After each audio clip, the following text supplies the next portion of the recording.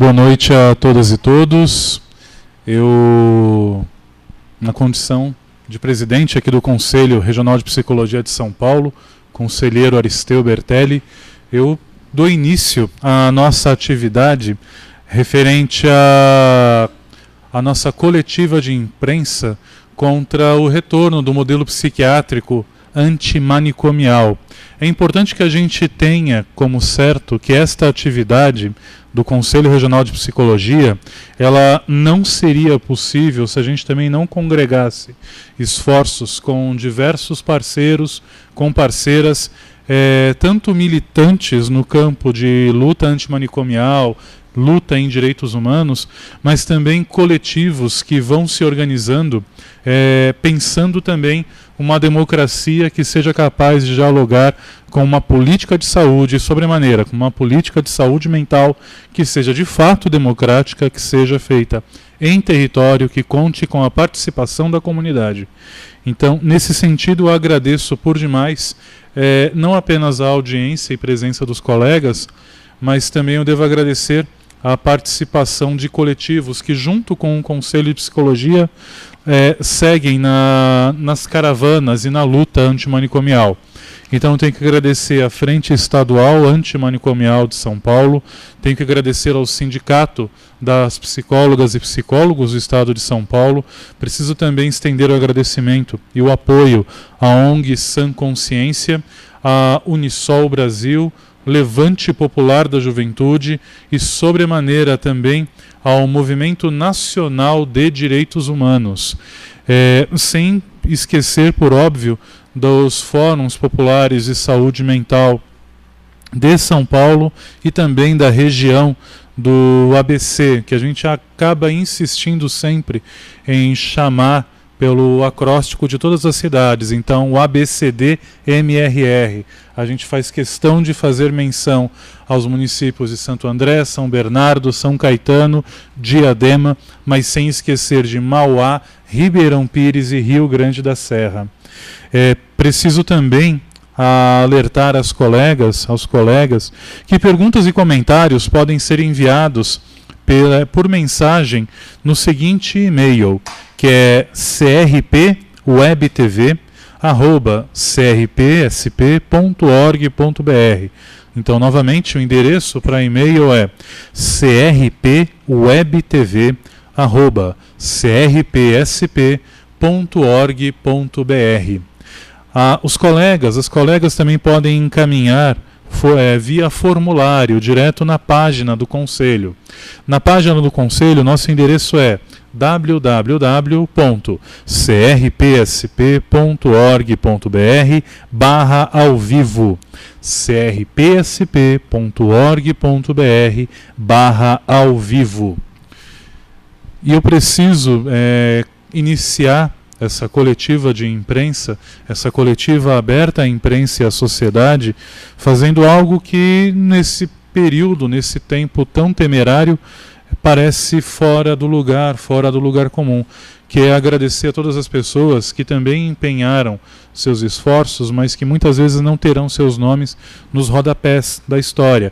Eu preciso agradecer com muito carinho e com muita atenção a equipe deste Conselho, funcionárias e funcionários que ajudam a preparar o espaço, que ajudam a preparar o local e a bem recepcionar as pessoas que chegam a esta casa.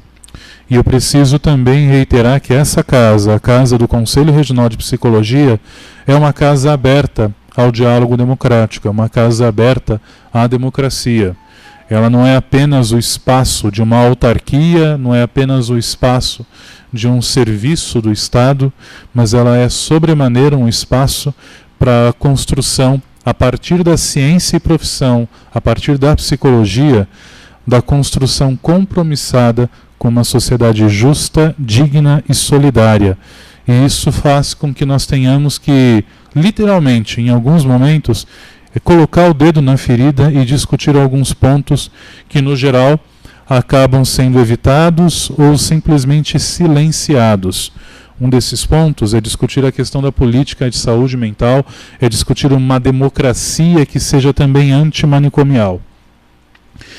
muito rapidamente, as minhas colegas, os meus colegas aqui da mesa poderão se apresentar, e em sua apresentação eu vou pedir que os colegas usem um tempo de 5 minutos para que possam falar um pouco desta temática, do tema de democracia antimanicomial, do tema de construção de uma sociedade sem manicômios, recordando que fazemos isso em pleno ano em que a Carta de Bauru, que é um verdadeiro documento de direitos humanos, em que a Carta de Bauru celebra seus 30 anos.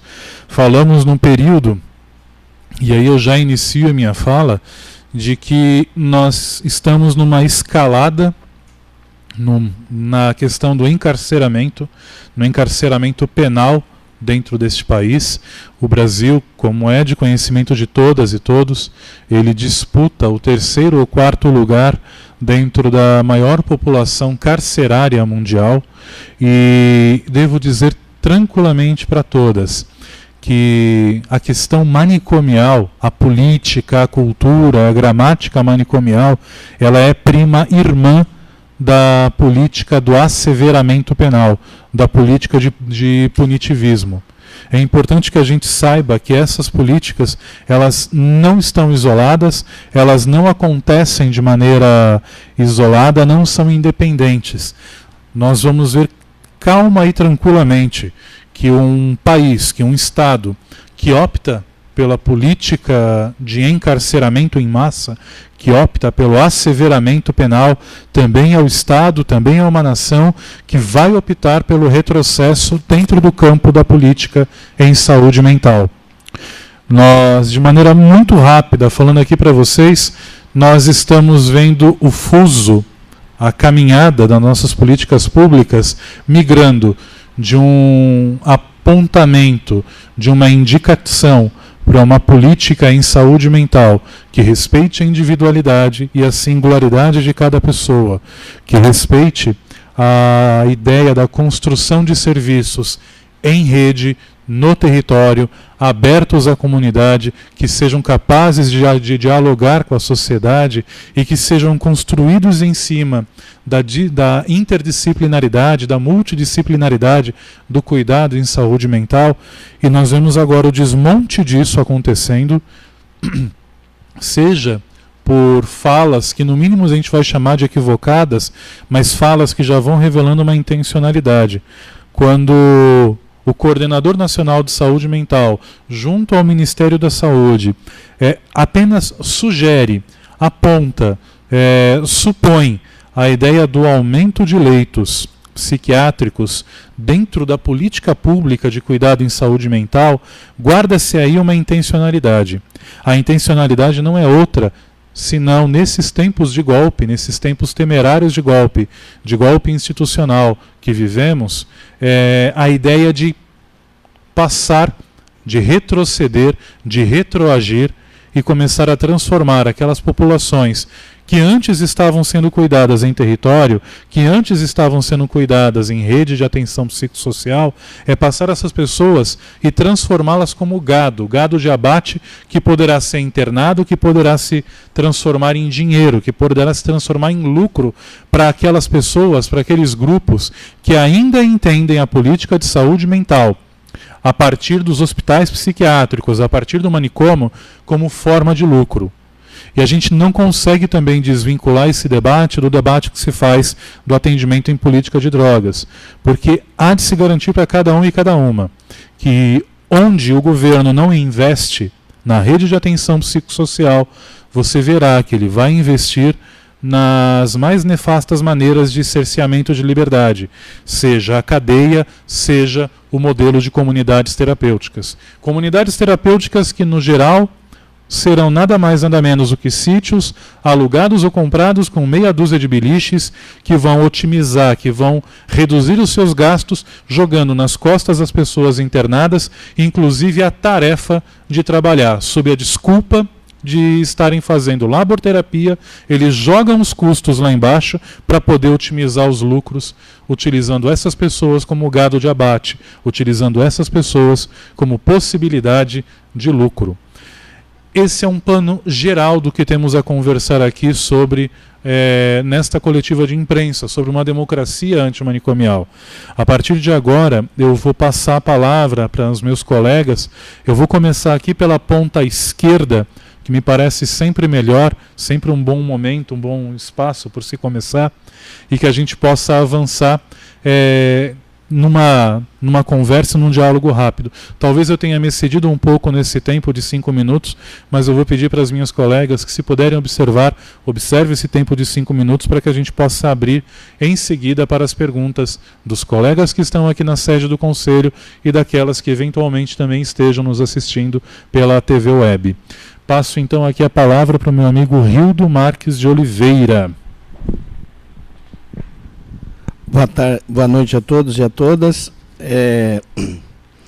Primeiramente, a gente queria agradecer o Aristeu, que na condição de presidente do CRP, como sempre, tem aberto este conselho para fazer interação com os movimentos sociais e para que também os movimentos possam, juntamente com este conselho, colocar as posições com relação a grandes temas que aflige atualmente hoje o conjunto da sociedade brasileira, em que nós estamos sendo forçados a pensar e a cotidianamente a traçar paralelos entre o que nós temos institucionalmente garantido pelos marcos regulatórios, pelas leis, e essa política avassaladora que vem no sentido como um furacão Irina, como um tsunami arrebentando e fazendo um retrocesso de maneira dolorosa em todas as conquistas sociais de todos os setores hoje da sociedade brasileira. Então, essa declaração desse coordenador de saúde mental é mais uma, né? É mais uma ação contra os direitos humanos, é mais uma contra a organização da democracia brasileira e é mais uma declaração contra os marcos jurídicos regulatórios com base constitucional que nós estamos assistindo. Então, a gente agradece ao convite. O Movimento Nacional sempre esteve atento para essa questão, sobretudo nos hospitais psiquiátricos, que historicamente são locais de exímio processos de tortura em seres humanos e um espaço de dor e um espaço de sofrimento para além das suas paredes, mas que também os manicômios no Brasil historicamente sempre exportaram a dor e o sofrimento para fora dos seus muros também. Então, nós nos somamos aqui nesta coletiva na intenção de denunciar mais um golpe que o Estado brasileiro está dando na democracia, está dando hoje no país e na sociedade. Estamos aqui, então, mais uma vez agradecido pelo convite do Conselho, do Aristeu, e vamos estar, com certeza, empunhando as bandeiras contra a manicomização proposta hoje, e vamos estar sempre empunhando a bandeira para que pessoas sejam vistas como sujeitos e como sujeitos recebam do Estado brasileiro o melhor dos cuidados, assim como está escrito nos marcos regulatórios do nosso país. Agradeço ao colega Rildo, do Movimento Nacional de Direitos Humanos, e só para que a gente não incorra na ideia de cair na direita, a gente obviamente vai fazer um giro e eu peço que a gente continue vindo da esquerda para cá, e eu passo a palavra para Marcela, colega do Sindicato de Psicólogas e Psicólogos do Estado de São Paulo. Primeiramente, Fora Temer, gostaria de cumprimentar os parceiros que fazem parte da coletiva, gostaria de cumprimentar a plateia, me senti muito contemplada na fala dos companheiros. Eu gostaria só de acrescentar, né? Eu estou meio nervosa, desculpa. A luta antimanicomial no Brasil e no mundo é uma luta travada há décadas por pacientes, profissionais de saúde e seus familiares. A implementação atual do modelo com o fim dos manicômios e a substituição dos hospitais dias e UCAPs é uma conquista imensa, mas uma que os golpistas querem destruir. Ataques que acontecem de todos os lados, na gestão Dória, com o programa Redenção, o desmonte dos de braços abertos, com o governo Alckmin, com a reabertura dos leitos psiquiátricos, o programa Recomeço e agora com a destruição das redes RAPs. Essa medida que o Ministério de Saúde tenta reestabelecer, o modelo manicomial de saúde mental, está inserida num contexto mais amplo de precarização de políticas públicas, na reconstrução de atenção psicossocial da saúde enquanto direito garantido. A precarização das conquistas que tivemos nas últimas décadas faz parte da agenda antidemocrática e impopular que a lógica manicomial está inserida, utilizando de técnicas agressivas como o massacre na Cracolândia. Não podemos permitir nenhum direito a menos, nenhum passo atrás, manicômio nunca mais. Obrigado, Marcela. Eu, nessa mesma toada, passo agora a palavra para o colega, para o companheiro Mário Moro. Por favor, meu amigo.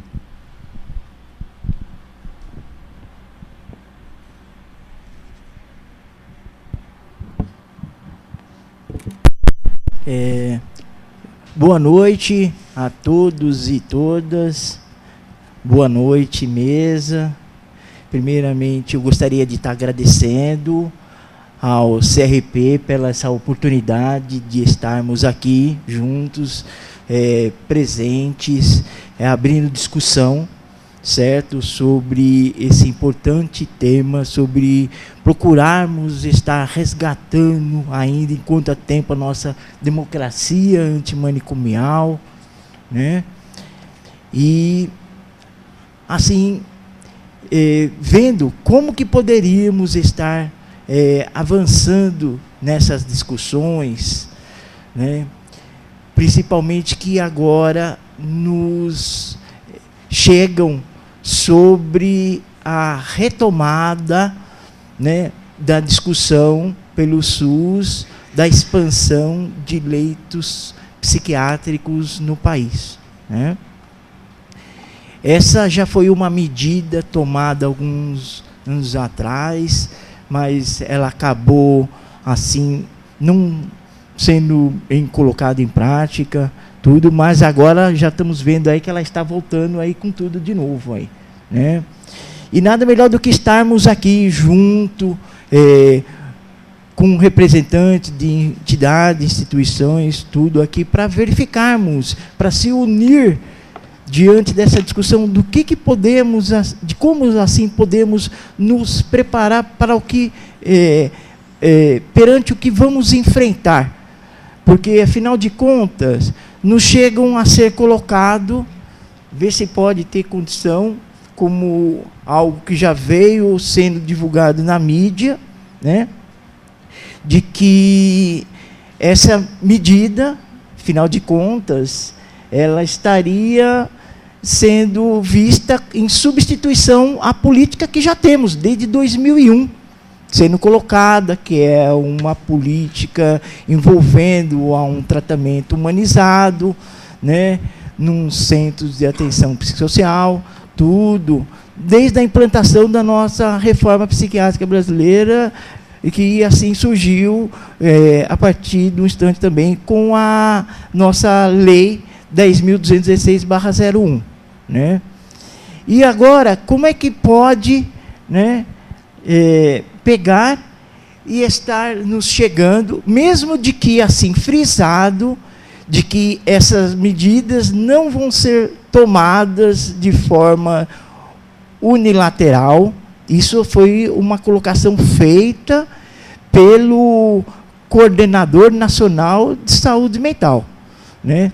Mas, de qualquer forma, precisamos assim se apropriar de espaços como esse para saber como que vamos nos organizar perante isso, como que vamos enfrentar essa realidade, essa situação.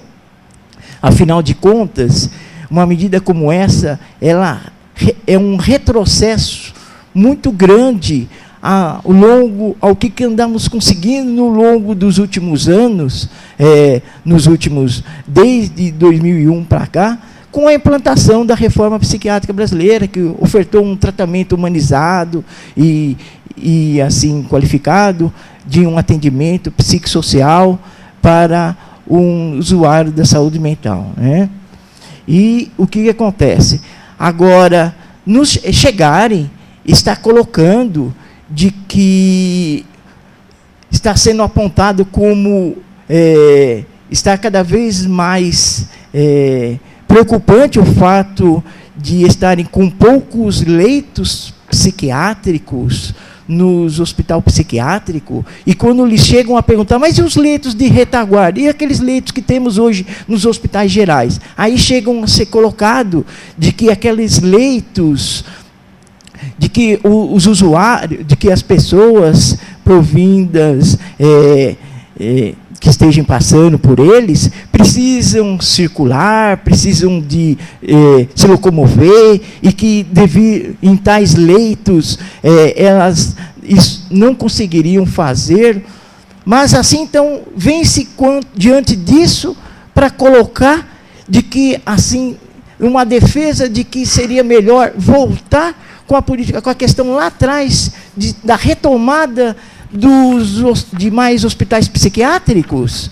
E por que não, então, investir na expansão de uma rede de atenção psicossocial dos RAPs, que assim proporciona um atendimento humanizado e qualificado, acompanhado por múltiplos profissionais, e assim preferem simplesmente retomar essa questão?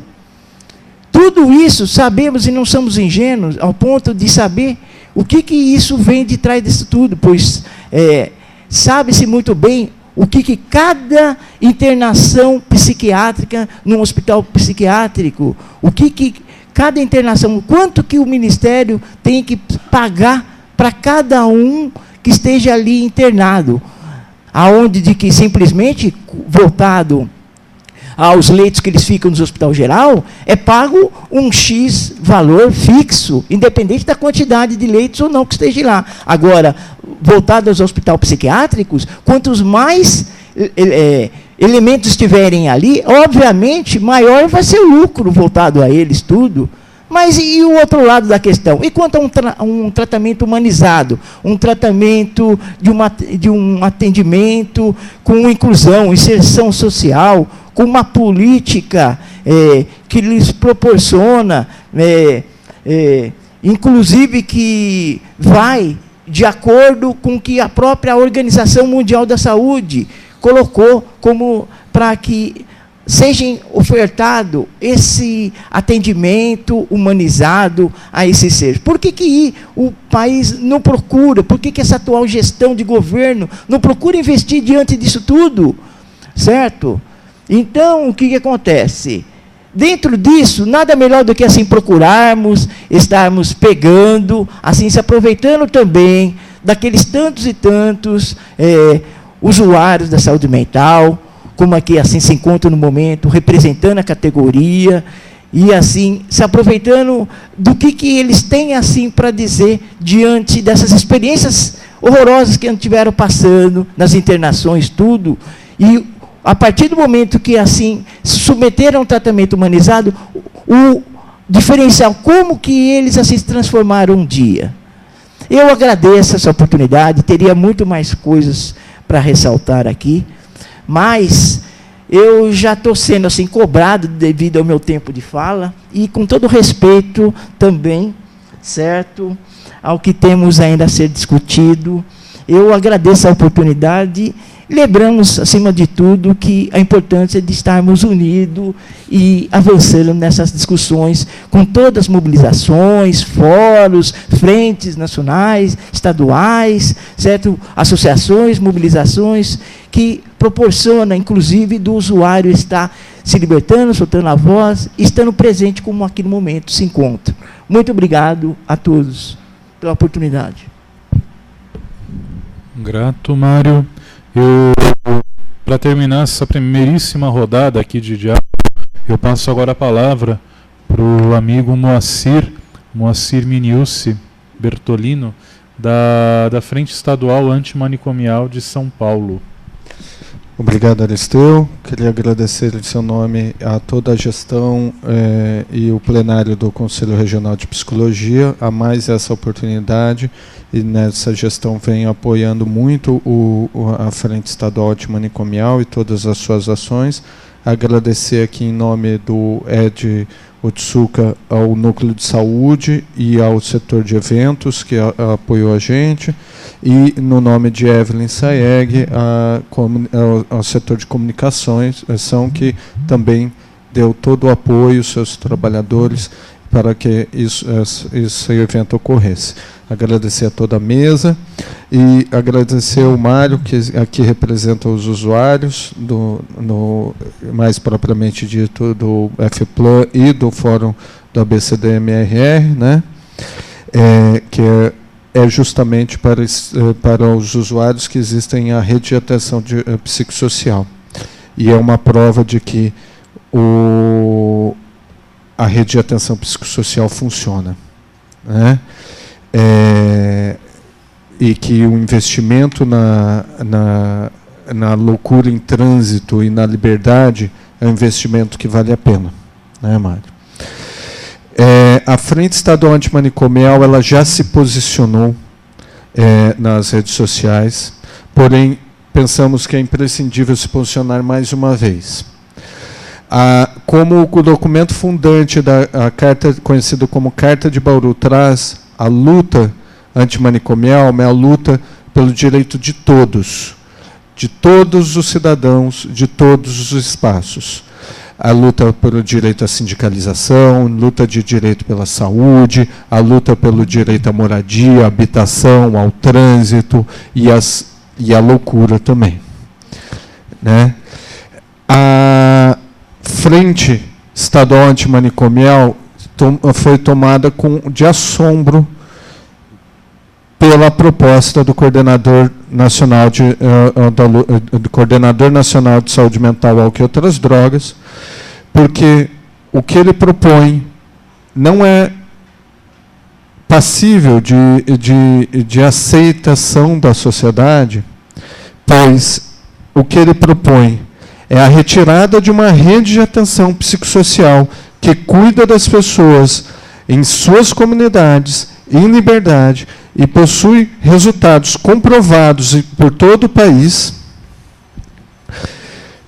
e substituí-lo por um modelo retrógrado que já foi superado, que a OMS condena, que é o dos manicômios, o dos hospitais psiquiátricos, das comunidades terapêuticas, das clínicas psiquiátricas. Não adianta mudar o nome, é tudo manicômio.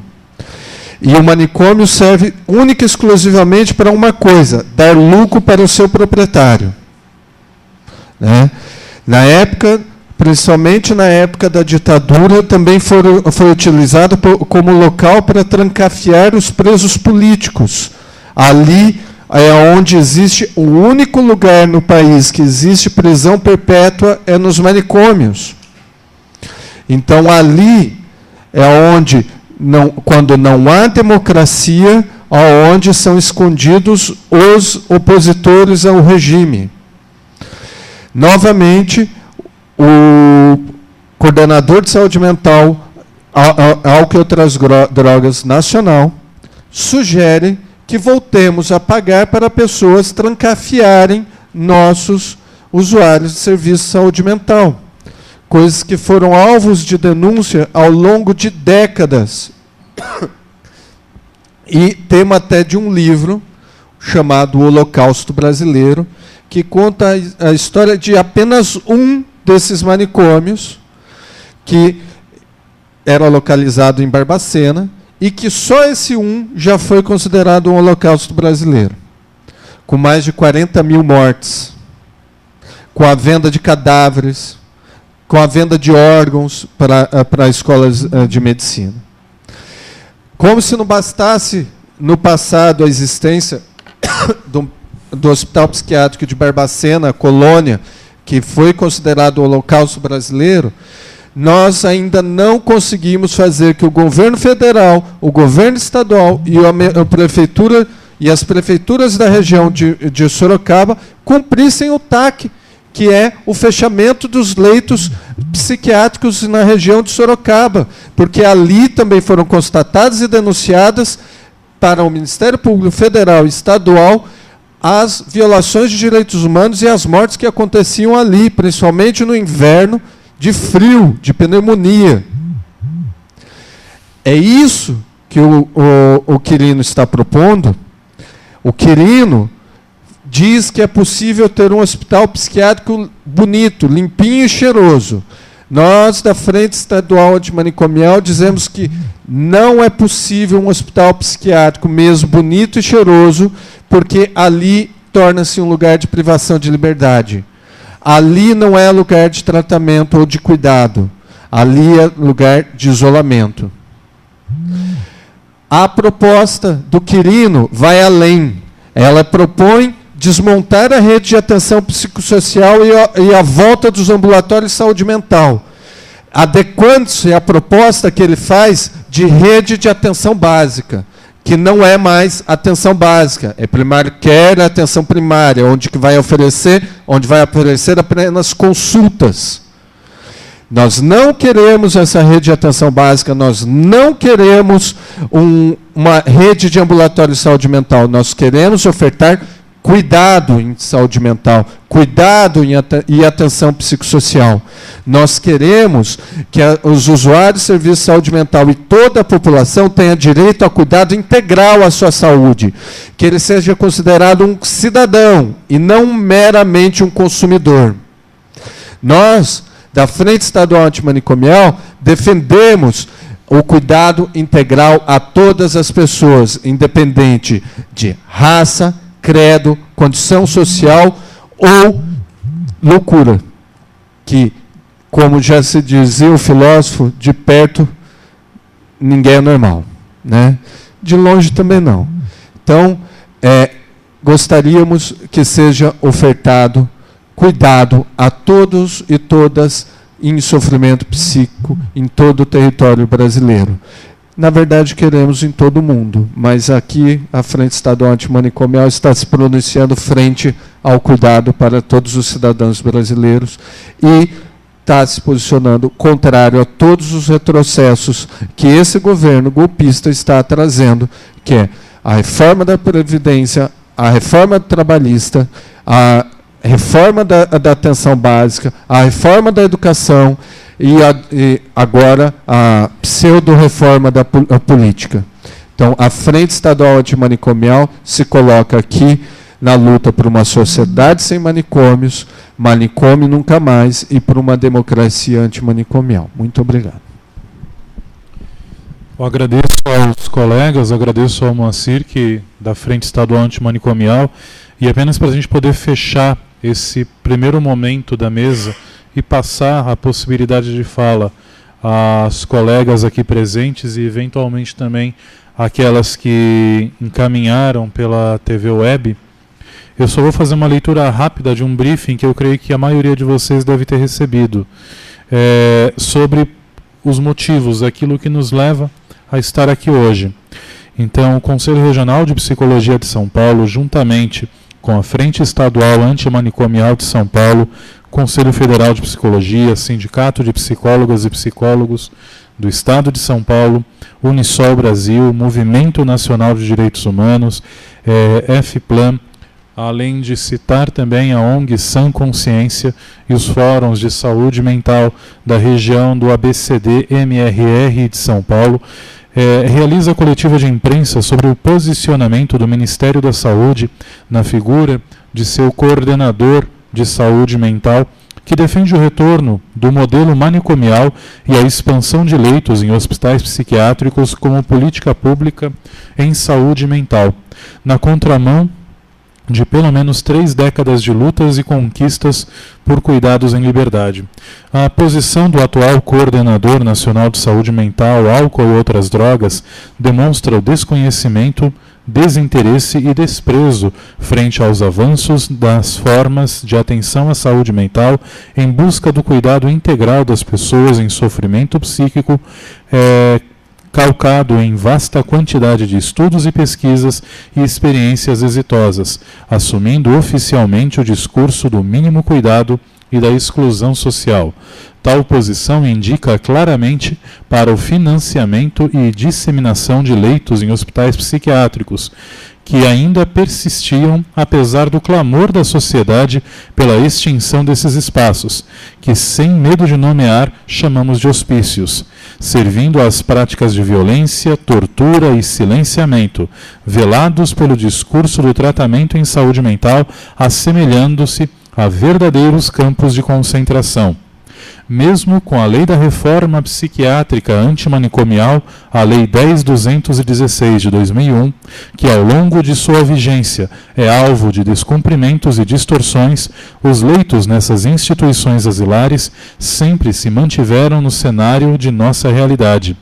O retorno desse modelo como política de Estado decreta a total incapacidade e desdém frente à garantia dos direitos dos cidadãos, afirmando a insignificância de grande parte da população, a não atuação em favor do interesse coletivo e não protegendo, mas sim violentando a população. Da mesma forma que retrocedemos décadas nos modos de lidar com o sofrimento psíquico, também o Estado retoma a forma de gerir a coisa pública ao modo do regime civil-militar que até pouco tempo assolava o país, sem participação social, contrário ao interesse público, pela negação de direitos, pela coerção e imposição. A própria sociedade passa a se caracterizar como um manicômio, aprisionada pelo poder decisório abusivo de poucos, com práticas de opressão, arbitrariedades, violações de direitos humanos e silenciamento do sofrimento. É importante também que os colegas aqui presentes possam observar que não é um posicionamento de agora deste coletivo e nem mesmo um posicionamento de agora deste conselho. No arco de nossa história, nós temos diversos trabalhos, sejam relatórios de fiscalização, produção técnica, produção de referencial, que sempre vinham apontando para um modelo que respeita a dignidade da pessoa humana, para um modelo de atenção que seja feito de maneira complexa, em rede, no território, em liberdade e respeitando a dignidade e a diversidade. Entretanto, o que a gente verifica nesse período de golpe, no período de golpe que vivemos, é o retrocesso, desmonte das políticas públicas, sucateamento das políticas públicas, um avanço contra os direitos até então construídos e que nos pareciam certos, nos pareciam pétreos, firmes. Na verdade, eles estão dia a dia desmontando esses direitos. É necessário que a gente reafirme, então, que este Conselho não se furta aquilo que é necessário, defender uma política pública que consiga ser feita a partir da participação social e respeitando a dignidade da pessoa humana. O Conselho não está sozinho nisso, conta com um grupo de colegas, amigos, militantes e coletivos que não se calam diante dessa situação. Assim sendo, nós encerramos esse primeiro momento da coletiva e a gente passa agora a palavra para os colegas que estão aqui no plenário e, eventualmente, pessoas que tenham mandado perguntas também pela internet.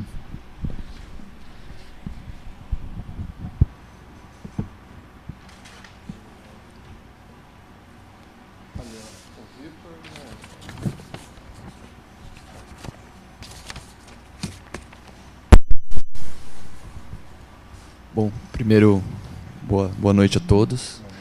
Meu nome é Vitor Labac, eu sou da Rádio Brasil Atual. E eu queria, na verdade, perguntar para toda a mesa o que vocês, se tem alguma ação que vocês estão pretendendo fazer. Eu vi que vai ter um ato semana que vem. Queria saber se além do ato vai ter alguma coisa. Vocês podiam explicar mais ou menos o que vai ser essa manifestação. Perfeito. Pode. Eu primeiro gostaria de agradecer, que eu ia falar na minha fala, eu esqueci de falar. Nós estamos organizando atos nacionais e atos regionais, né? Amanhã ocorrerá em todo o território brasileiro o que nós chamamos de Abraça RAPS, que já foi feito em outros momentos, onde consiste que cada serviço de saúde mental ou não, ou serviço que apoia a luta antimanicomial, vai realizar alguma atividade, algum abraço ao serviço, simbolicamente, abraçando a rede de atenção psicossocial, e publicar essas fotos nas redes sociais, de preferência publicando a foto na página do Facebook do Encontro Nacional de Bauru, né, encontro dos 30 anos. Mas, caso não seja publicado, pelo menos publique nas suas redes sociais. E a Frente Estadual e outras entidades e movimentos da luta antimanicomial estarão publicando também em suas redes sociais essas fotos para ter o maior alcance possível. Isso amanhã. Outras entidades e movimentos farão outras coletivas de imprensa em seus estados, né? Essa nós combinamos nacionalmente, que seria a primeira coletiva de imprensa. Dia 18 de setembro agora ocorrerá um ato de rua aqui em São Paulo, e estamos chamando os outros estados a fazerem suas capitais, e também Campinas aparentemente vai fazer também um ato de rua, que o ato de rua aqui de São Paulo vai sair do Vão Livre do MASP e vai para o escritório da Presidência da República, na Paulista, né, onde nós protestaremos contra essas declarações do Quirino e em defesa da rede de atenção psicossocial e do fechamento dos leitos de hospitais psiquiátricos, né. E também realizaremos, se necessário, todos os meses, no dia 18 de cada mês, continuaremos realizando esses atos, né, até que se volte atrás dessa política. E também o encontro de Bauru em dezembro também será tomado por essa temática também. Estamos também articulando audiências públicas em todos os estados e na Câmara Federal também. Não sei se mais alguém quer falar alguma coisa. Mário? Uma das coisas que nós estamos preparando também, vai ter a reunião dia 13, agora de preparação, mas é uma audiência pública na Assembleia Legislativa de São Paulo para contestar o programa Recomeço, que tem a ver com a política, ou não a ver com nenhuma política de droga, mas é o que o governo do Estado oferece para as pessoas em situação de abuso de álcool e drogas, e que vai na linha de não reconhecer os CAPs, não reconhecer o trabalho de atendimento, e que vai na linha deste modelo manicomial que foi anunciado aí pelo secretário. Então, além das manifestações contra as declarações do secretário nacional da saúde mental, é fundamental que a gente também reforce os atos contrários às políticas, tanto já promovidas pelo governo do Estado, como o que o município está tentando implementar.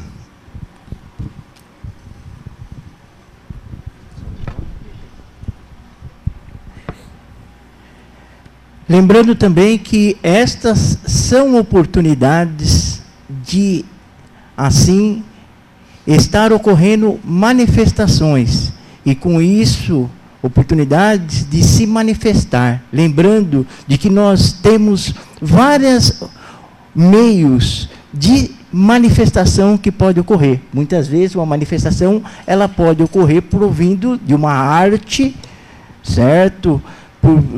Por outros meios também, e não só, ela pode ser por intermédio de uma música, uma poesia. Existem inúmeras formas de assim ocorrer uma manifestação envolvendo o lado cultural e artístico também, e onde que não vamos deixar de estar explorando ele nesses intervalos de tempo, envolvendo principalmente a importância do protagonismo do usuário da saúde mental, que são seres que, uma vez tendo submetido a um tratamento humanizado e qualificado, ele propriamente, assim como eu, estando aqui hoje, representando a categoria, tem condição, sim, de até estar incluso na sociedade, porque não até mesmo participando de discussões de políticas públicas, tudo em defesa dos direitos, tudo que assim temos que nos defende. E essas são oportunidades que vamos ter aí pela frente, e aqui fica o convite a todos vocês que estão nos assistindo aqui, para que estejam presentes também nesse ato que vamos estar aqui no dia 18, e assim também nos outros demais que teremos, assim como também de já irem se articulando, galera. Se preocupa, você aí que está em casa, nos vendo tudo, pega e vão se preparando já para estar lá em Bauru, em dezembro, quando assim estaremos mais uma vez, nacionalmente, ali se reunindo, dessa vez para comemorar os 30 anos de luta antimanicomial.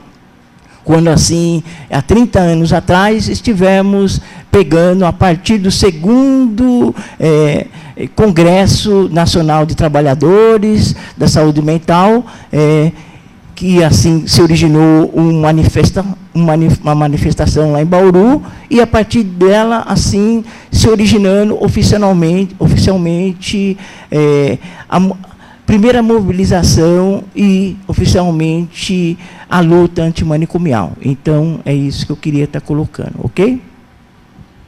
Quer falar uma coisa, Marcelo? Evelyn? Boa noite. Eu queria saber o que vocês pensam sobre o que representa essa ameaça desse retorno do modelo asilar, diante de um momento que a gente está, que é a ruptura democrática. Então, o que isso representa?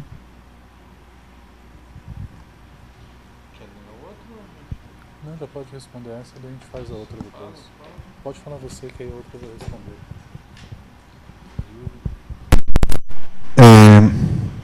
Pergunta importante, difícil. O que representa? Nós estamos numa ruptura democrática onde estão eleitos ou assumiram o poder pessoas que têm um projeto político, detêm o poder executivo no momento, pessoas que não foram eleitas, não defendem o projeto político eleito, né? E estão ali fazendo desmonte de cada política pública de garantia de direitos que nós temos, né? Então, a primeira a ser desmontada agora é a CLT. Temos a proposta de desmonte da Previdência, e agora o desmonte da maior política pública brasileira, que é o SUS, né? Que já está proposto, já foi aprovada, inclusive, a lei a lei que limita os gastos no SUS, né, congela os gastos no SUS, e PEC 51, onde nós não poderemos gastar mais. Agora o TJ derrubou isso temporariamente, mas vai haver recurso. Estamos com o desmonte da educação, onde nos estados e nos municípios estão sendo aprovados o absurdo da escola sem partido, né? E que é mentira, que não é uma escola sem partido, é uma escola que escolheu os partidos de direita e os partidos que não pensam na sociedade, não pensam em formar cidadãos, mas sim em formar consumidores pacatos. né? Foi anunciado também pelo governo federal o início do desmonte do SUAS, que o SUAS mal nasce e já está sendo desmontado, e dentro do escopo do SUS, desmontar a rede de atenção psicossocial é estratégico para quem quer desmontar o SUS, porque a rede de atenção psicossocial é promotora de mudança e de avanços dentro da atenção à saúde integral dentro do SUS. É ela um dos motores e um dos pilares das mudanças da saúde, né? Então, a ruptura democrática, ela denuncia o ataque aos direitos adquiridos.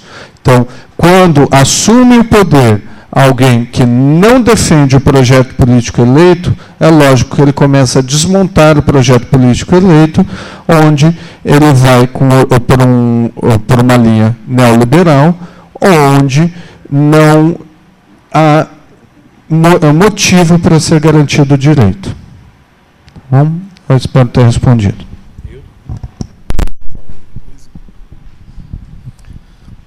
Então, eu acho que toda a questão da ruptura com a democracia não tem a ver só porque a Dilma foi impeachmentada sem crime e que o Congresso brasileiro nos envergonhou diante dos seus motivos pelo qual votaram no impeachment e nos mesmos motivos pelo qual não votaram na abertura de um processo por um presidente da República que confessamente praticou um crime na sua função de presidente, né? Então, não há dúvida que há uma ruptura com relação à democracia, mas nós estamos falando da ruptura à democracia formal, que é pelas vias da eleição, como disse o Moacir, do projeto, enfim, que não foi eleito. Mas eu acredito que o ataque à democracia não passa nem por esses processos da formalidade jurídica constitucional, como foi o que aconteceu. Na verdade, a ruptura com a democracia está pelos grandes avanços e as conquistas históricas que todos os movimentos sociais atingiram ao longo dos séculos, no sentido de buscar um dos princípios que são elementares aos direitos humanos, que é a igualdade. Ou seja, não basta para os direitos humanos você se alicerçar meramente no princípio da liberdade. Porque a liberdade sem a igualdade, ela fica sem filtro. Ela fica sem a conta dosadora para que gere uma convivência e de igualdade de direitos. E é disso que nós estamos falando quando existe a ruptura à democracia. Não há possibilidade de democracia sem que haja perspectiva da busca da igualdade. E nesse sentido, não há democracia se não há direitos humanos. E não haverá direitos humanos se não houver democracia. Essa frase não é minha, de Norberto Bobbio. Mesmo sendo um neoconvicto liberal, ainda assim, o neoliberalismo que ataca essas conquistas históricas sedimentadas das experiências dos trabalhadores e trabalhadoras desse país, eu não diria que está no campo da normalidade. E esse neoliberalismo que se assola sobre o país, ele é tão feroz, que eles nos impõem para situações semelhantes ao que vivíamos na questão do século XVIII ou no século XVII. Ou seja, nós não estamos retrocedendo para o início da Revolução Industrial, nós estamos retrocedendo para o período pós-fim da Idade Média, o que é muito grave.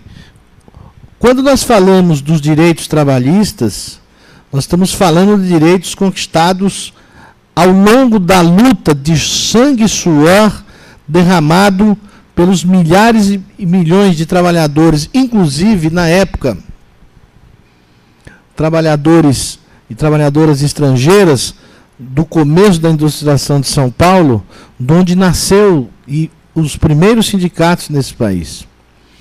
Nós estamos falando de milhares de negros e negras que sequer conseguiam, nesse processo de industrialização, atingir o acesso ao emprego ou qualquer outro direito, e que morreram e que foram excluídos a duras penas para que pudéssemos chegar a uma ideia de igualdade social.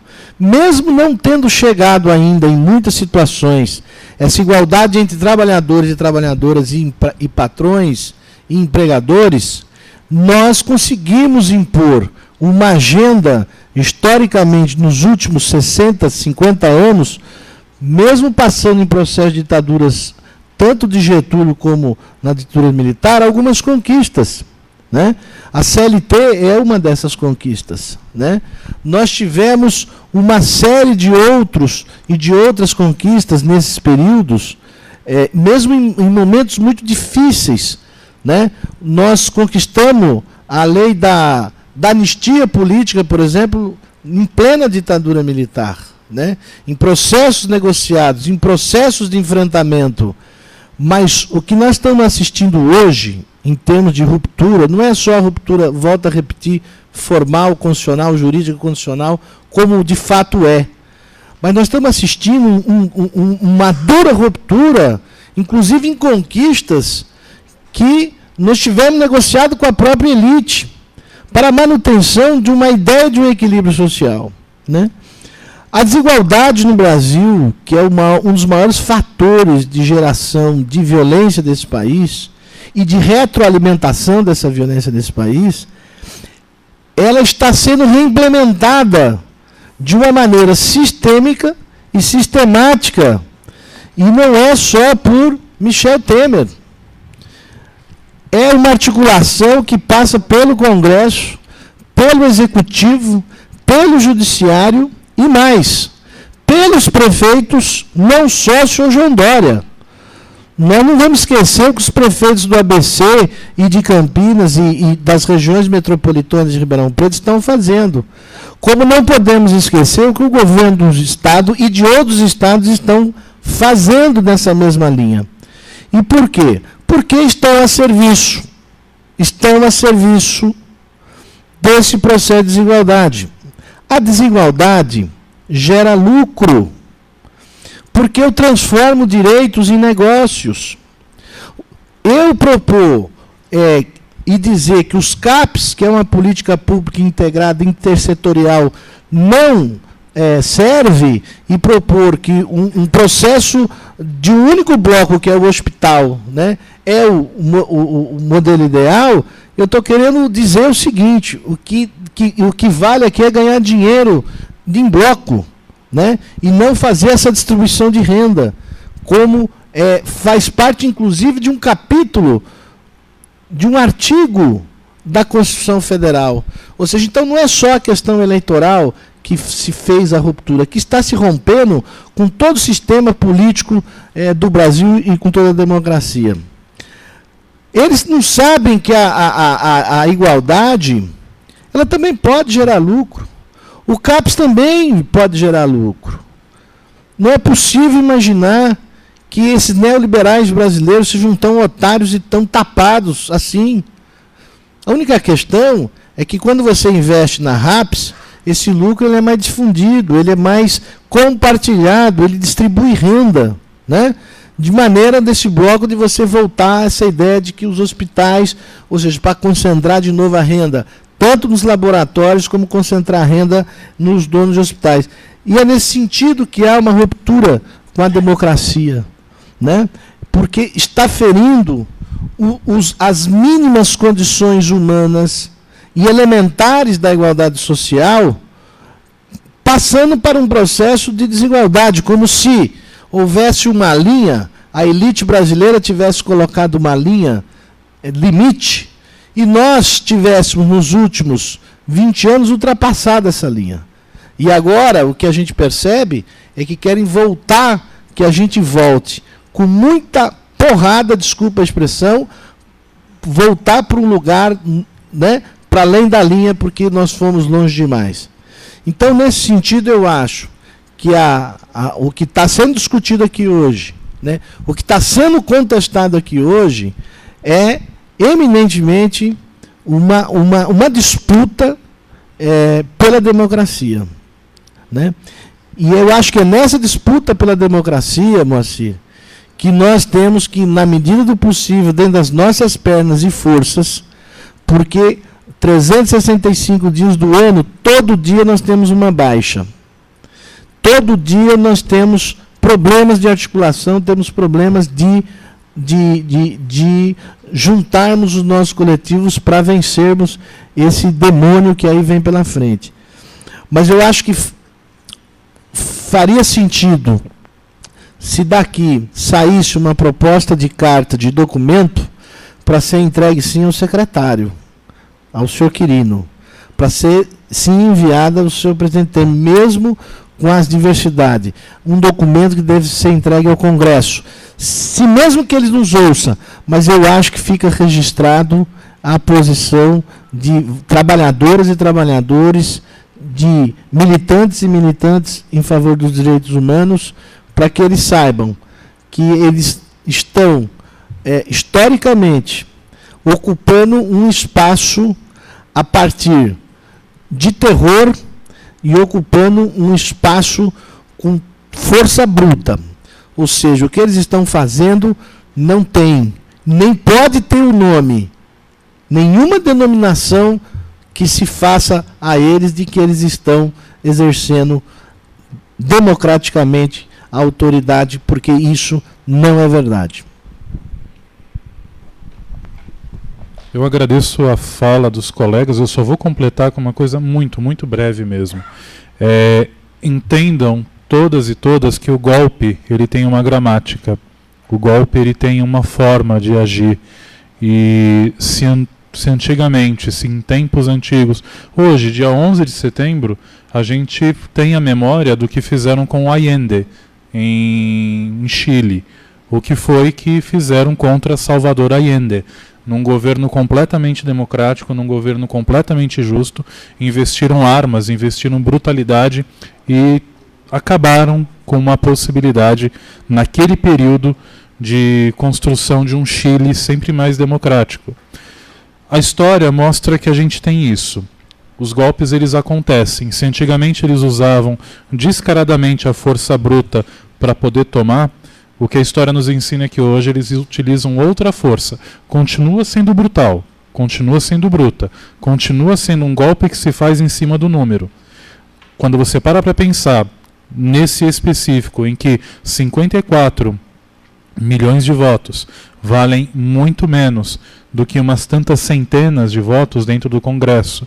Quando você para pensar que diversas instituições, diversos poderes do Estado se envolveram, ou no mínimo chancelaram, ou simplesmente não conseguiram evitar, o que a gente tem aí é uma indicação de que o golpe ele pode seguir à risca tudo aquilo que consta na lei.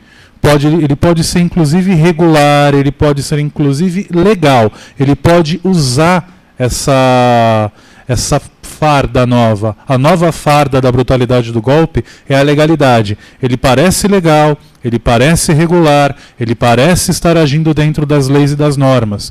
Entretanto, o resultado do golpe sempre vai ser injustiça.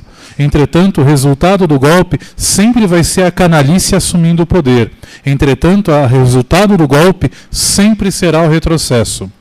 Isso aconteceu no Chile de antes e hoje, 11 de setembro, precisamos lembrar aquilo que foi feito contra Salvador Allende, contra o governo de Salvador Allende, e é necessário que a gente pense no que está acontecendo em nossa nação, o que está acontecendo em várias instituições, órgãos e autarquias de nossa nação. O desmonte que estão fazendo, o desmonte que estão promovendo, o sucateamento das políticas públicas, o sucateamento de possibilidades de participação.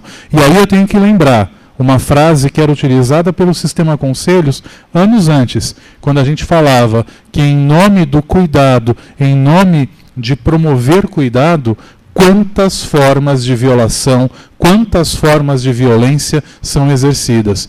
O golpe de ontem, ele usava a força física, violenta, extremada, para poder calar as pessoas. O golpe de hoje usa a lei e a caneta. Dentro do regime, dentro da legalidade, promoverão injustiça. Acho que isso precisa estar claro e tácito nas nossas falas.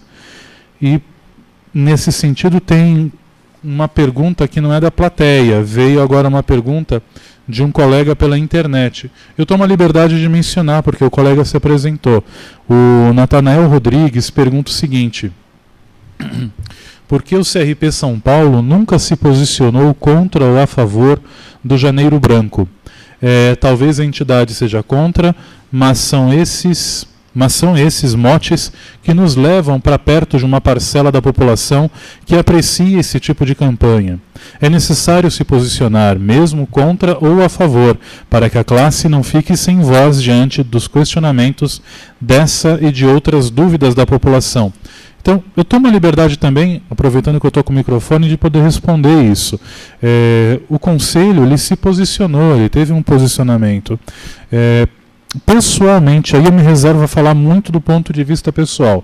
Pessoalmente, eu tenho algumas críticas e acho que a gente pode depois, inclusive, conversar, seja nas redes ou nas ruas, sobre essa ideia da gente ter um mês temático com uma cor. Eu tenho algumas coisas a refletir sobre isso.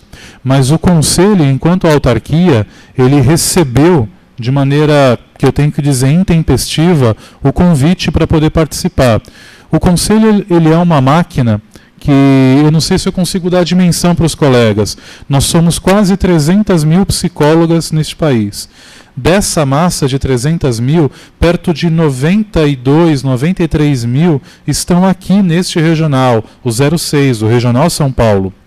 Então a gente precisa pensar uma série de agendas num arco de atividades muito longo. E é longo mesmo, é necessário, pode até parecer muito burocrático, mas assim não é. É uma autarquia pública, a gente precisa literalmente delinear algumas coisas. Agora, fica inclusive o convite para o colega poder participar de alguma maneira, entrar em contato com a sua subsede mais próxima. A gente agora, no final do mês, entra em planejamento. Se o colega acha isso interessante, busca a sua subsede, vá junto à subsede, tenta pautar isso na subsede para a gente poder trazer esse tipo de questão, esse tipo de mote para a discussão. O Conselho por si só tem uma série imensa de campanhas.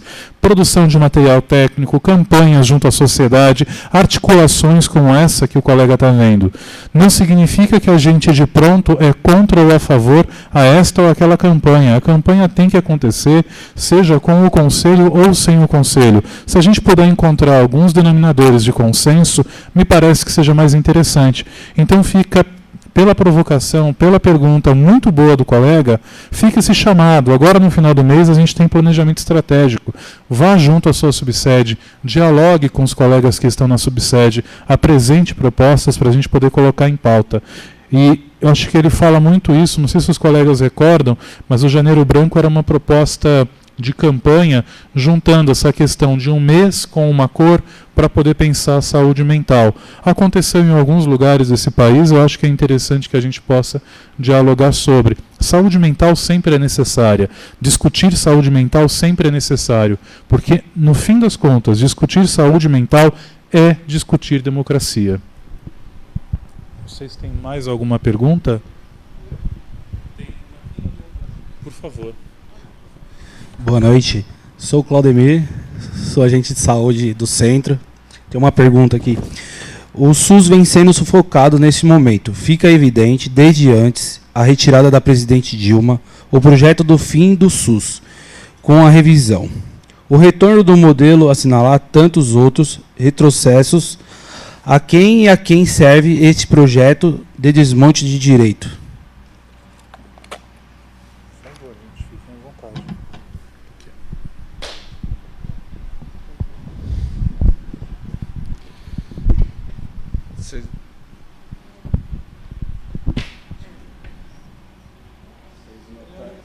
Claro que eu sofro golpe aqui, né? Que as pessoas deixam eu responder primeiro. Dani, por favor. Então, boa noite a todos e a todas. Eu queria saber como trabalhadora de saúde mental a gente pode se posicionar. Porque, diante desse fato, eu vejo que as equipes estão muito divididas. E vejo que algumas já estão trabalhando como ambulatório. Será que a gente deu brecha? É isso que eu gostaria de saber. E eu queria saber como é que trabalha no manicômio, porque eu não sei trabalhar dessa forma. Então, eu gostaria de saber, porque, assim, se o coordenador nacional colocou diante disso uma proposta, se a proposta vai ser certa, e aí? Como é que a gente vai trabalhar? Eu não sei se eu vou conseguir, porque eu só sei trabalhar em verdade e cuidar das pessoas e não trancá-las. Então é isso. O que a gente faz?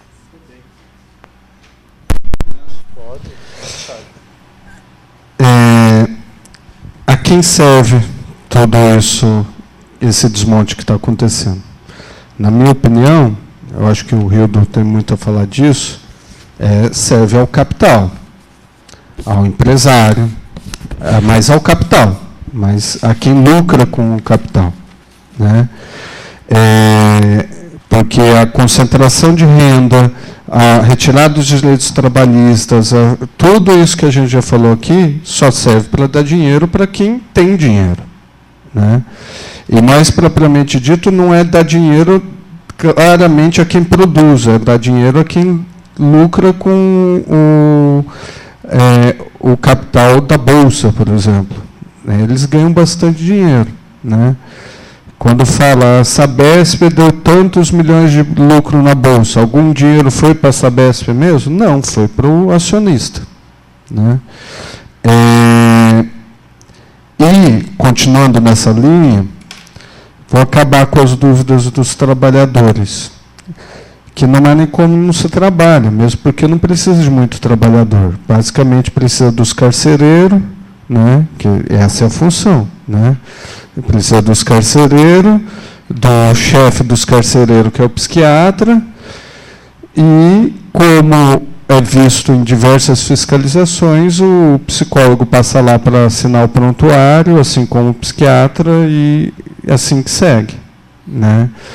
Então, se essa dúvida, não sua, que eu sei que não, mas de muitos trabalhadores, de um lado, tem sim que os usuários vão ser trancafiados, vão ter seus direitos violados e vão sofrer com isso, é um processo higienista, iatrogênico, que vai causar a cronificação dos usuários, ocorre dentro do hospital psiquiátrico.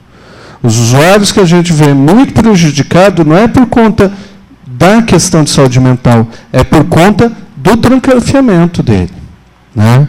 Então, por estar trancafiado, ele esquece coisas básicas da sua vida. Eu já vi pessoas que esqueceram como ir ao banheiro, como ligar um chuveiro, né? Eu vi cenas, eu participei do censo psicossocial, primeiro censo aqui no estado de São Paulo, psicossocial, nos hospitais psiquiátricos, eu vi cenas de pessoas, de mulheres no pátio urinando como gado, né, que nem agachava, só se curvava e parecia um boi, né? Eu sou do interior, né?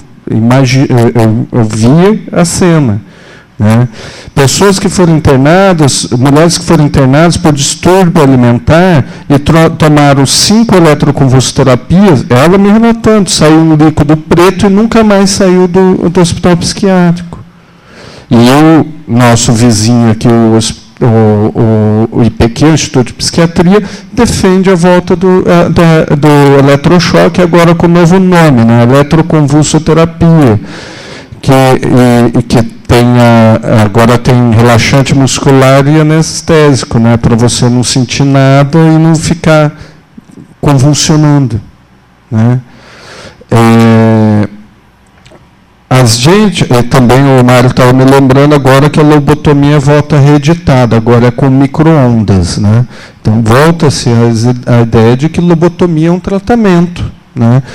E difere, como o Rido sempre me lembra isso nas nossas conversas, o que nós estamos ofertando não é simplesmente tratamento, é cuidado para com essas pessoas, que é muito além de um tratamento.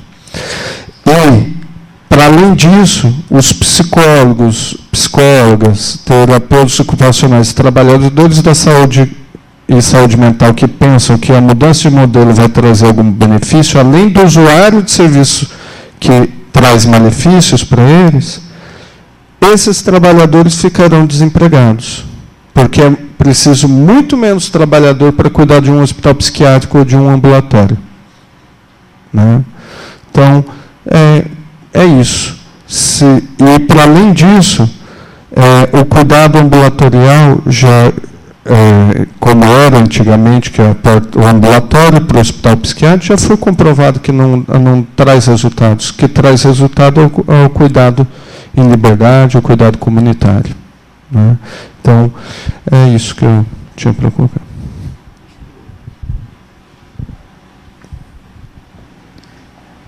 Bom, primeiramente o que eu gostaria de colocar é uma frase de que uma vez eu tendo aprendido, nunca mais esqueci.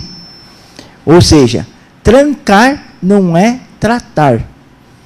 Não vai ser pegando um ser e lá deixando ele trancafiado, só sendo vítima de estar sendo sedado, né, e sendo feito o uso de medicalização, né, que assim vai lhe proporcionar a ele um atendimento propício, tudo, para que assim continue ele direto sendo só vítima disso.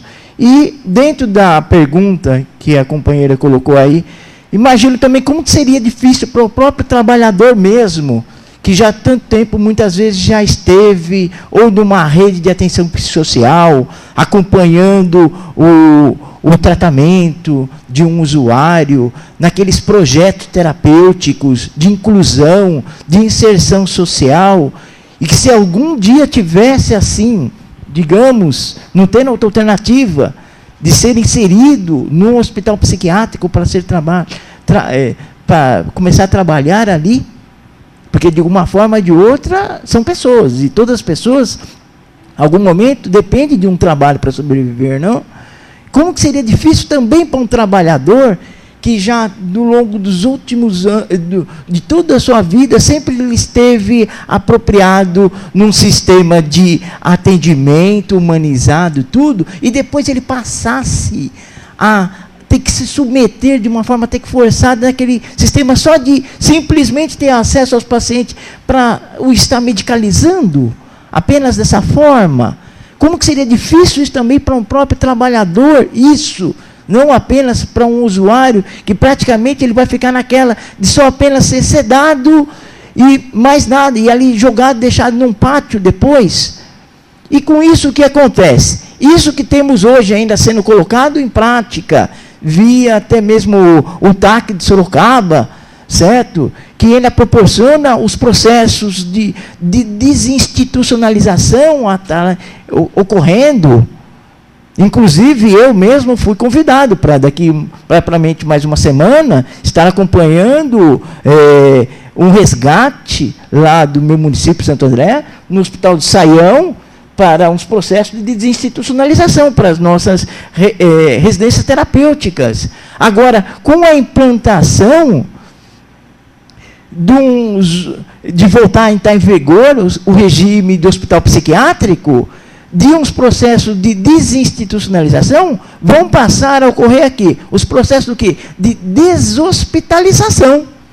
Que simplesmente, óbvio, vão dar um jeito de querer estar colocando uns novos hospitais psiquiátricos, bonitinho, arrumadinho tudo, certo? Mas simplesmente para se tirar o quê?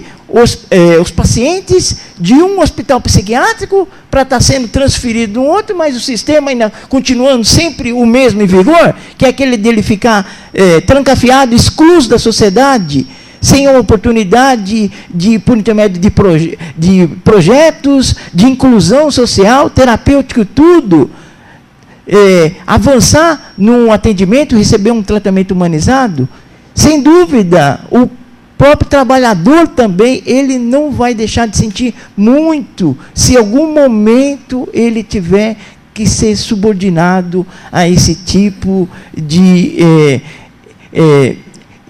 estar pondo em vigor também, de começar a trabalhar nessa parte, né?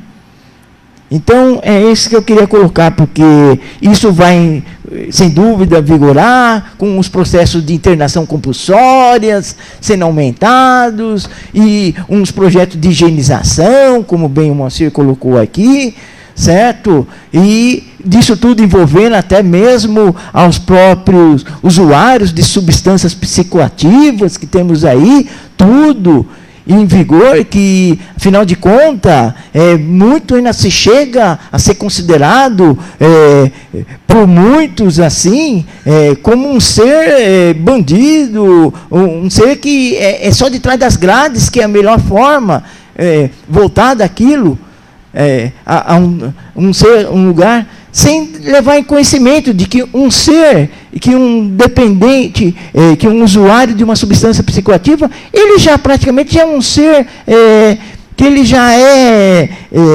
encarcerado ali pelo próprio vício que tem, mas ele merece um tratamento humanizado, tudo, e não apenas ali trancafiado, jogado e vivendo sedado pelo resto da vida, certo? É isso que eu queria colocar. Gostaria de colocar que eu também não sei como se trabalha com as relações de trabalho precarizados, que é o que está impondo nessa reforma trabalhista e uma série de coisas. E também acrescentar na resposta ao companheiro Claudemir, que essa nossa ruptura da democracia e uma série de coisas tem a ver com o desmonte do nosso Estado para jogar no colo da iniciativa privada, né? Aumentando as desigualdades no Brasil a um nível geral. E uma série de retrocessos que a gente está vivendo ultimamente, acredito que a gente vai precisar de muita mobilização e muita união da categoria e de uma série de outras forças para conseguir combater o golpe e esses retrocessos que estão sendo impostos para toda a classe trabalhadora como um todo. Só um complementozinho. Enquanto o Mário estava falando, eu lembrei de uma charada, uma piada que simboliza muito isso, que é aqui adaptada. Qual é a diferença entre o trabalhador do manicômio e o interno, né? Que é quem tem a chave, né? Porque ali os dois são oprimidos, né? Só que tem um oprimido que ainda chicoteia o outro, né? Então, é isso. Que numa situação dessa, todos nós estaremos oprimidos e todos nós estaremos no mesmo barco de retirada de direitos e retirada de condições de trabalho, de cuidado e de moradia e de todos os nossos direitos. É isso. Eu gostaria de saber se temos mais alguma pergunta, se mais algum colega no plenário, ou se chegou mais alguma pergunta pela internet. Eu acho que a gente pode ir finalizando, mas eu vou abrir para que a gente faça considerações finais do que é este período que a gente está vivendo, esse momento que a gente vive no país, no município, nos espaços de participação. Aí agora eu vou fazer a ordem inversa, pedir para a companheira, para a colega Marcela iniciar, para que a gente possa fazer algumas considerações finais, mais breves, mas que a gente possa ser potente, concisos. Gostaria de agradecer o espaço de fala. Gostaria de levantar também que a gente está com uma campanha de sindicalização, que eu acho que é muito importante para a classe, para a categoria se unir e fortalecer o sindicato. E muito obrigada pelo espaço e obrigada pelo debate.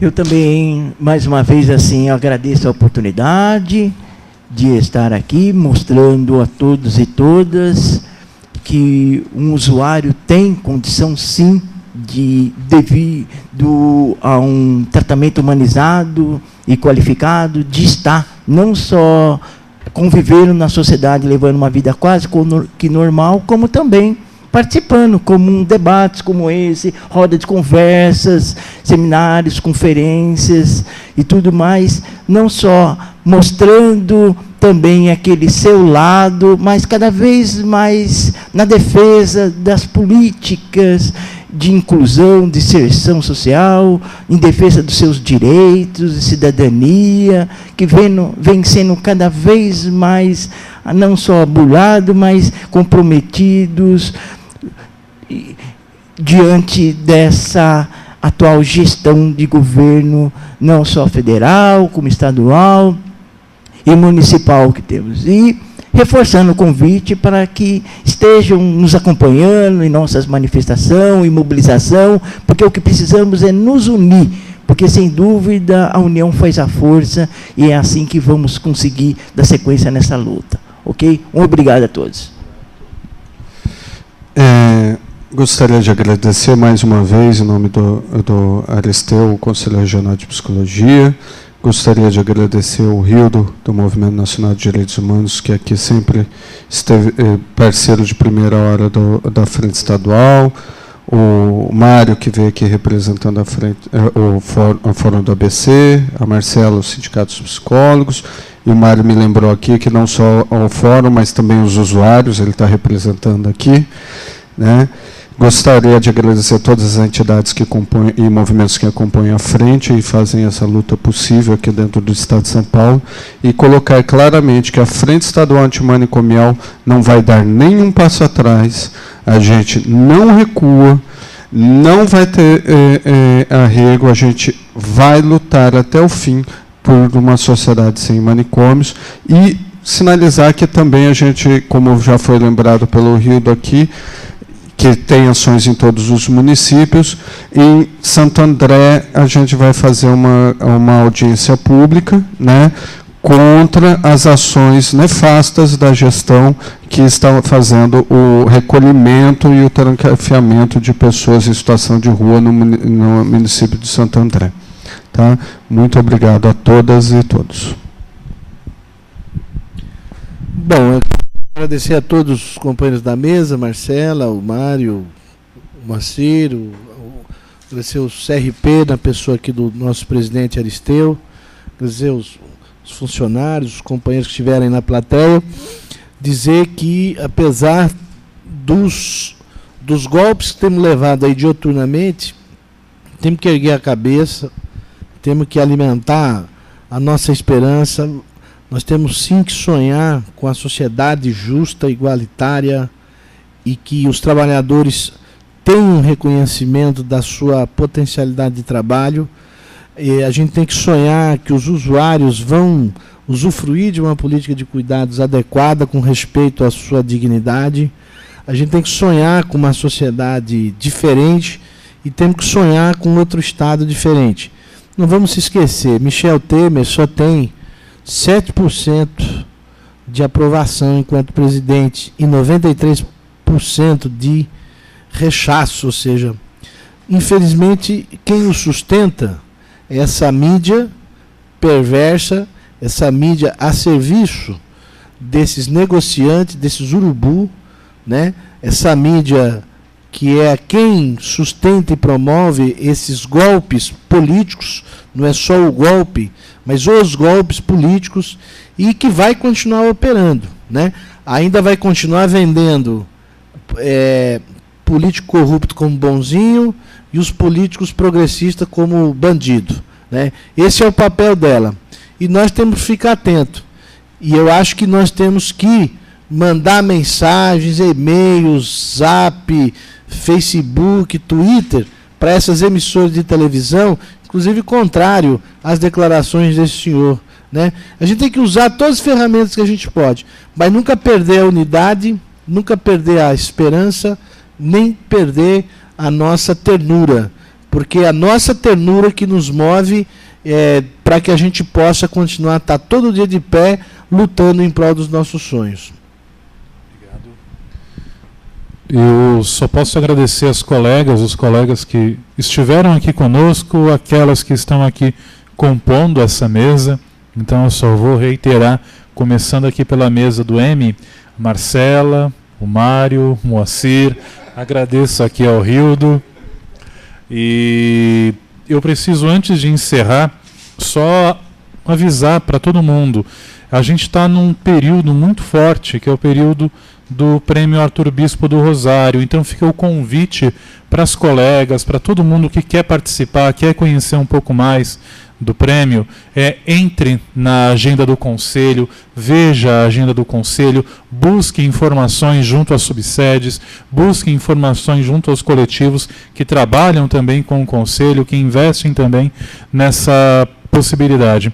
A gente entende que o atendimento em saúde mental, o cuidado em saúde mental, ele se faz em liberdade, ele se faz em território, ele se faz respeitando aquilo que é próprio, único e que nunca vai ser repetido de um ser humano para outro.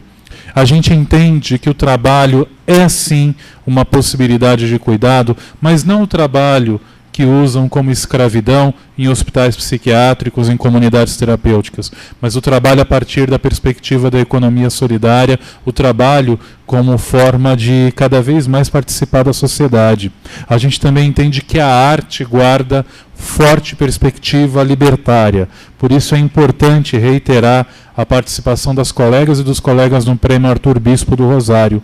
E a gente também precisa ir para as redes e para as ruas, então nesse sentido, coloquem na agenda dia 18 de setembro, próxima segunda-feira, concentração no MASP, às 14 horas, a nossa concentração para um ato estadual, para falar o grande negócio. O grande negócio é o seguinte: nenhum passo atrás, manicômio nunca mais. Então, dia 18 de setembro, segunda-feira, no MASP, que é a nossa concentração, às 14 horas, a gente vai sair deste endereço e vai para o prédio da Presidência da República, para o escritório da Presidência da República em São Paulo, na mesma Avenida Paulista, para protestar, para ocupar, para mostrar que esse trabalho, que muitas vezes é invisibilizado, ele tem que incomodar também. A saúde mental é necessária. Respeitar a saúde mental é mais do que necessário. Saúde mental não é mais do que um outro nome para a democracia e para a justiça. Muito obrigado a cada um e cada uma, sobremaneira às colegas e colegas funcionários que aqui estiveram e aos colegas da mídia que também participaram. Uma boa noite a todas e todos.